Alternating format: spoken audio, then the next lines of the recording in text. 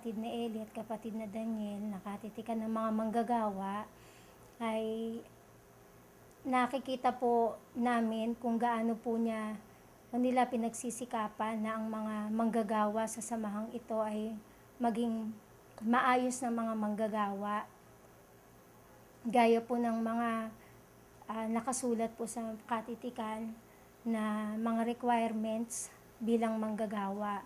Ang manggagawa dapat hindi po Panginoon, kundi alipin. Hindi rin may pagkapanginoon ng isang manggagawa sa mga kapatid. Ang manggagawa, hindi rin po hukom.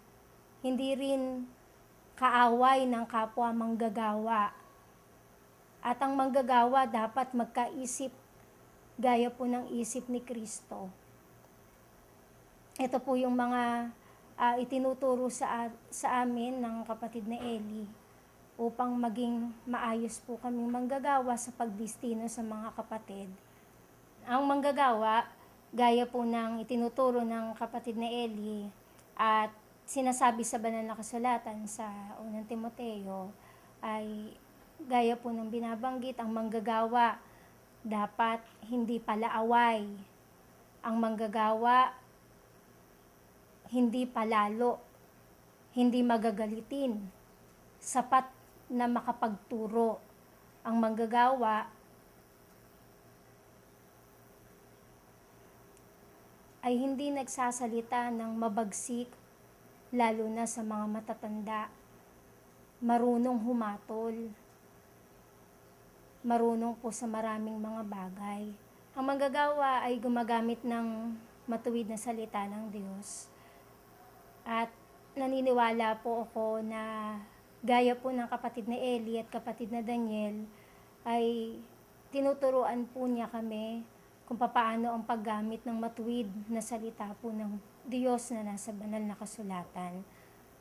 Tinuturuan po kami ng kapatid na Eli bilang mga manggagawa sa samahan na ito kung paano po makisama sa mga kapatid, ng mga kapatid na amin pong inaalalayan o mga kapatid na pinagkatiwala sa amin ay dapat po naming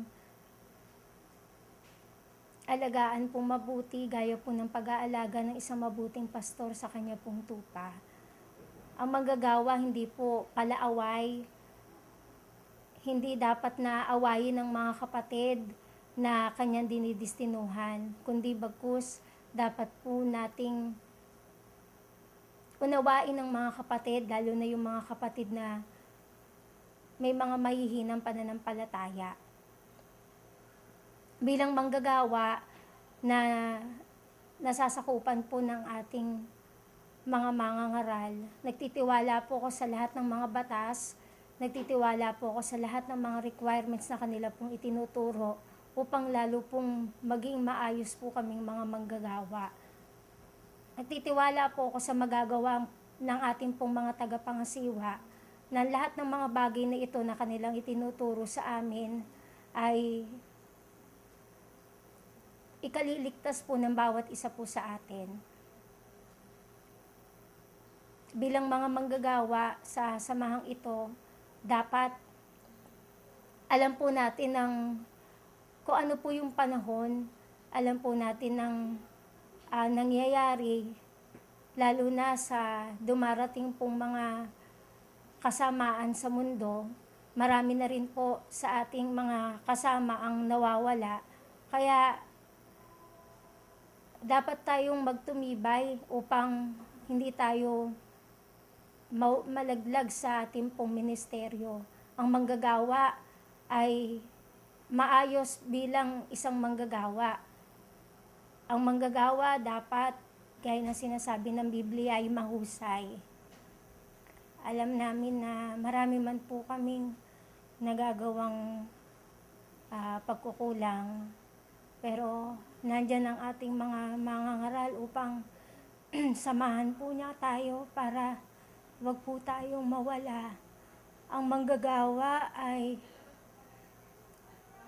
handang gumabay sa mga kapatid. Sa panahong ito, napakarami pong mga masasamang mga tao, lalo na ang mga masasamang manggagawa sa labas. Pero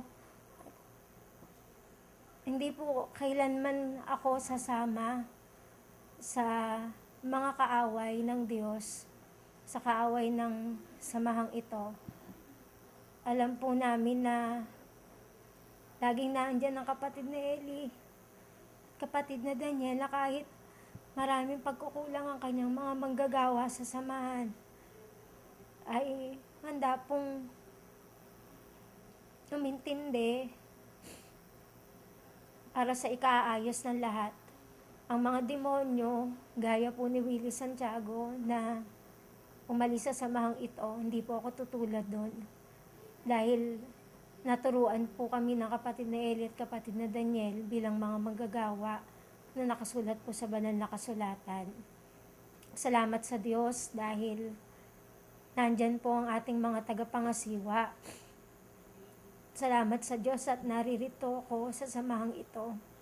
Natuto ako ng maraming mga bagay bilang mga manggagawa. Naging manggagawa ako ng Diyos kahit sa kaliitan kong ito, kahit na ganito pong aking kalagayan sa buhay. Salamat po sa Diyos.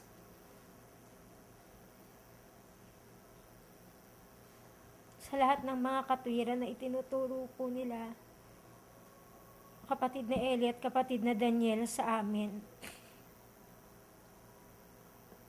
Kahit na hindi kami marunong na lahat patungkol sa laman, nariyan pa rin sila upang kami ay pagtiyagaan. Salamat po, Inko. Salamat po, Kuya. Salamat po sa lahat.